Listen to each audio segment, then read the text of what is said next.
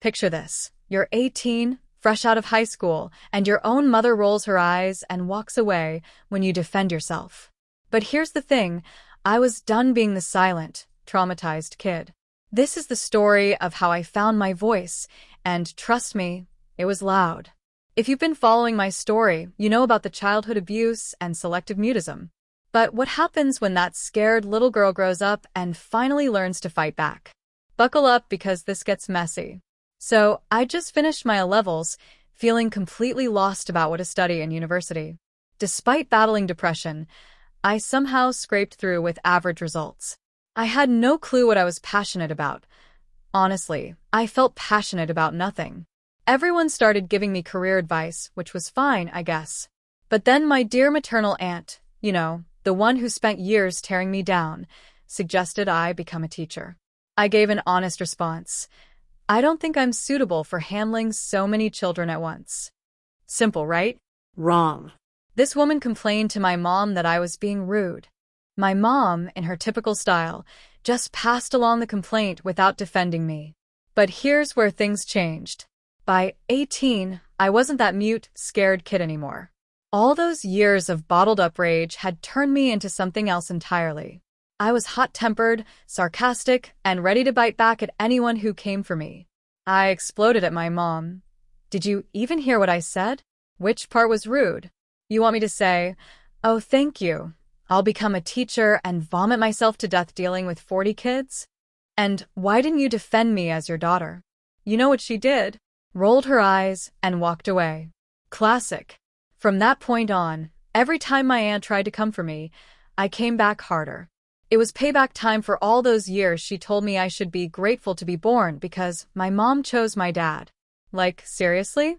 She wasn't even that pretty in her old photos. I still don't get why having multiple suitors was supposed to be some big achievement. I became that person who had to get the last word. When she'd forward conspiracy theories and rumors in family group chats, I'd call her out. What's your purpose here? Are you spreading propaganda? She could never answer me. But standing up to my aunt was just practice for the real battle ahead. Because once my mom saw I had found my voice, she decided it was time to test just how far she could push me. And her weapon of choice? Money. Imagine this. I just graduated university. I was starting my first real job in a few days. It was 11 p.m., I was about to go to bed, and my mom dropped this bombshell.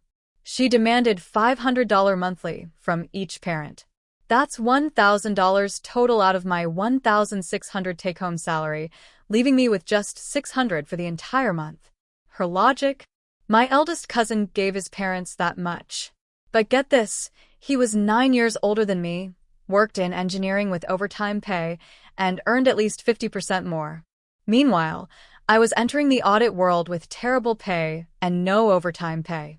I was already nervous about starting work, and all she cared about was money. She didn't ask about my job, the stress, nothing. Just gave me this disgusted, arrogant look like I was beneath her. When I reminded her my salary was only $1,600, she didn't care. The look on her face said it all. Pure indifference. I lost it. Started screaming at the top of my lungs about how unreasonable this was. My dad, who'd fallen asleep at 9:30 p.m., jolted awake to this chaos. I explained what happened, and he looked at my mom like, "Really? Right now?" He calmed me down and sent me to bed while she strutted away with that smug look. The next morning, Dad tried to make things right. He understood my low salary and how stressed I was about starting work. He offered to take less money and even continue paying for my transport and phone. When I explained that I wanted to save 50% of my salary, meaning I could only contribute a very small amount, he said it was fine, he didn't need the money yet. But my mom's greed didn't stop there. Even when I tried to help them financially in other ways, she found new opportunities to manipulate and guilt-trip me. A few years later, Dad wanted to combine our money for a higher interest rate on fixed deposits. I put in $20,000 and told them they could keep the interest while I let the principal roll over. This would give them a better, effective rate. But my mom thought I was giving her that $20,000. I'll never forget the pure joy on her face. She was absolutely elated. When I clarified that it was still my money, she threw a tantrum. Dad blamed me for the confusion. She refused to do any more joint deposits as punishment, claiming I changed my mind to guilt-trip me. I stood my ground.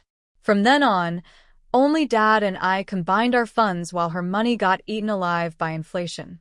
There are 4 ways to build wealth: inheritance, hard work, smart investing, and, well, coercion.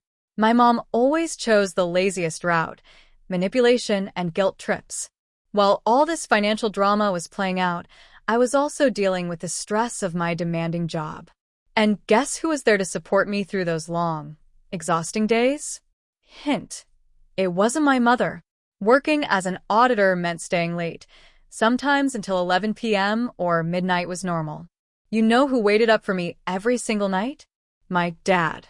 He'd text asking when I'd be home, wait downstairs to make sure I got back safely, then wake up at 6 a.m. to do his morning prayers and quietly prepare breakfast. That breakfast preparation wasn't new. Dad had been doing this for decades, taking care of our entire family every single morning, while my mom never lifted a finger. She never waited up for me either, not even once. Was it because she worked late too? Nope. Was it because she was busy with household chores? Nope. She had her routine: bed at 11 p.m. sharp, wake up at 8 a.m. when her husband woke her up. When I wondered if she ever worried about my safety as a young woman coming home late, I already knew what she'd say: your dad's already waiting up. The contrast between my parents became even more obvious when I started dating. While Dad cared about my happiness and well-being, Mom, well, let me tell you what her priorities were. When I started dating my now husband in my early 20s, guess what my mom's first question was? How much does he earn? Then my aunt chimed in. Why choose him? You could do better, meaning find someone who makes more money. Look, it didn't matter who I chose.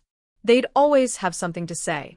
Honestly, marriage wasn't even a goal for me after watching my parents fight daily my entire childhood. Finding someone who could tolerate my bad temper felt like a bonus. You'd think after years of this treatment, their behavior on my wedding day would have surprised me. But narcissists always save their cruelest moments for when you're most vulnerable. Even on my wedding day, they couldn't resist one final humiliation. They gave their blessings as warnings to my husband. Her husband's going to have a hard time with her. She's such a spitfire, so volatile. Good luck to you. Let's see how long you can tolerate her. Thanks for being such a hero. They said this to his face on our wedding day. For years, I thought this was just how my life would be, managing her constant manipulation, financial games, and emotional abuse. I was learning to fight back, building boundaries, and carving out my own space. But life has a way of putting everything in perspective. Just when I thought I'd seen the worst of her, we got news that changed everything and revealed just how heartless she could really be. At 29, I got the devastating news. Dad had lung cancer. He was only 62, had just retired, and was looking forward to finally slowing down and enjoying life. That's when the depression really hit me. I thought, what's the point of marrying someone who never brings you peace or happiness, only to get cancer right when you think you can finally enjoy life? It felt like we're all just living to die. But my mom's behavior during this crisis? That's a whole other level of heartless that I'll cover in my next video about Dad's decline. If you're relating to any of this, please know you're not alone. Growing up with a narcissistic parent leaves scars, but finding your voice, even if it's angry and imperfect, is the first step to healing. Hit that subscribe button if you want to hear how this story continues, because trust me, it gets darker before it gets better.